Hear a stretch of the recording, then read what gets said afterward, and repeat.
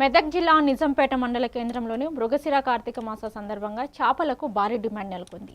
కొరమీను కిలో ధర 800 వరకు చేరగా బంగారు తీగ, రావటా చేపలు 200-250 మధ్య విక్రయించబడ్డాయి.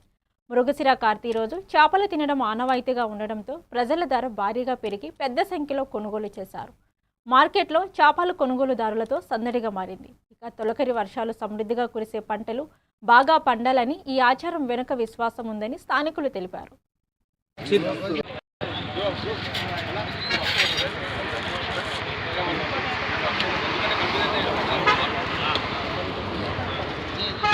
మృగశిర కార్తీ సందర్భంగా నిజాంపేట మండల వ్యాప్తంగా చేపల మార్కెట్లు గిటగిటగాడాయి. ఈ నేపథ్యంలో నిజాంపేట మండల కేంద్రంలో కొరమీను చేప కిలో 600 నుండి 800 ధర పలుకుతున్నాయి.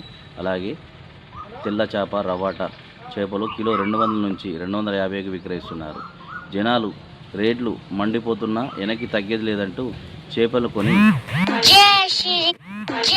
సందర్భంగా చేపలు తినడం ఆనాటి నుండి వస్తున్న ఆనవాయితీగా భావిస్తారు కనుక ఈరోజు చేపలు తినడం ఉత్తమం.